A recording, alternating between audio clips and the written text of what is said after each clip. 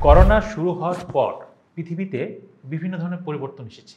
করোনার পরবর্তীতে মানুষ বিভিন্ন রোগে আক্রান্ত হয়েছে। এর মধ্যে শ্বাস-প্রশ্বাসের রোগ অর্থাৎ ফুসফুসের ইনফেকশন এবং স্কিন ইনফেকশন অন্যতম। পাশাপাশি কিছু যৌন সমস্যা হচ্ছে।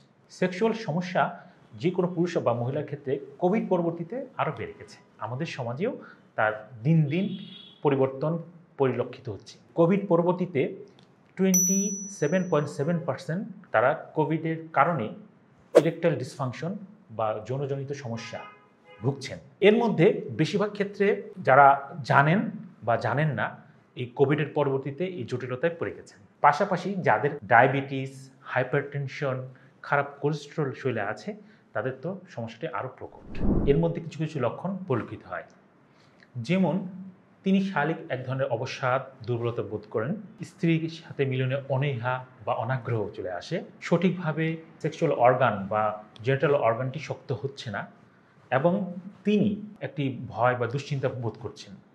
কোভিড পরবর্তীতে দেখা যাচ্ছে যে রক্তের যে ফ্লো, ব্লাডের যে ফ্লো, সেটি সারা শরীরেই বিঘ্ন ঘটছে এবং সেটি আমাদের যে পুরুষাঙ্গ সেখানেও রক্তের সঞ্চালন করতে বিঘ্ন হয়, যার ফলশ্রুতিতে এই সমস্যাগুলো দেখা যায়।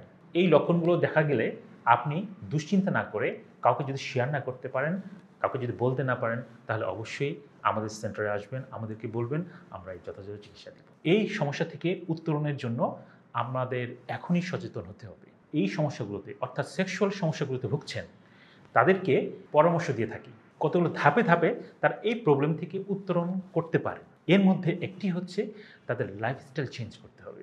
আপনার যদি সত্যি কোভিড পরবর্তীতে যৌন সমস্যা হয়ে থাকে, যেটি করতে হবে সেটি হচ্ছে আপনাকে একটি পরিপূর্ণ ডায়েট চার্ট মেনটেন করতে হবে। খাওয়া দাওয়ার মধ্যে পুষ্টিকর খাওয়া দাওয়াগুলো আনতে হবে, যা আপনার শরীরের ইমিউনিটিকে বাড়াতে, রোগ প্রতিরোধ ক্ষমতা বাড়াতে সাহায্য করবে। ন্যাচারাল বা রিজেনারেটিভ যে ট্রিটমেন্ট, তার সাহায্য নিয়ে আপনি এই সমস্যা থেকে উত্তরণ করতে পারেন। পরিপূর্ণ ট্রিটমেন্ট নিয়ে এই সমস্যা থেকে মুক্ত হতে পারেন। আমরা যারা রিজেনারেটিভ ডক্টর আছি তারা এই ধরনের রোগীকে লাইফস্টাইলের সাথে সাথে খাদ্যাভ্যাস পরিবর্তনের সাথে সাথে কিছু থেরাপি দিয়ে থাকি, যেমন ওজন থেরাপি, আকুপাংচার। এই দুটোই এই রোগীর ক্ষেত্রে খুব ভালো কাজ করে। এছাড়া শকওয়েভ ট্রিটমেন্টও কার্যকরী। আমরা যেটা সবসময় রোগীকে বলে থাকি, কিছু ফিজিক্যাল এক্সারসাইজ যেটি তার জীবনে খুব গুরুত্বপূর্ণ ভূমিকা রাখতে পারে। আপনার ঘুমের অভ্যাসটি ঠিক না থাকে, আপনার শরীরে হরমোনাল ইমব্যালেন্স তৈরি হয়, তাহলে আপনি কিন্তু এই সমস্যা থেকে বের হতে পারবেন না। তাই সমস্যাটি সমাধান করুন, সঠিক সময়ে ঘুমান। আপনার শরীরের ইমব্যালেন্সকে দূর করার জন্য আপনি সকালে উঠে একটি মর্নিং এক্সারসাইজ করবেন,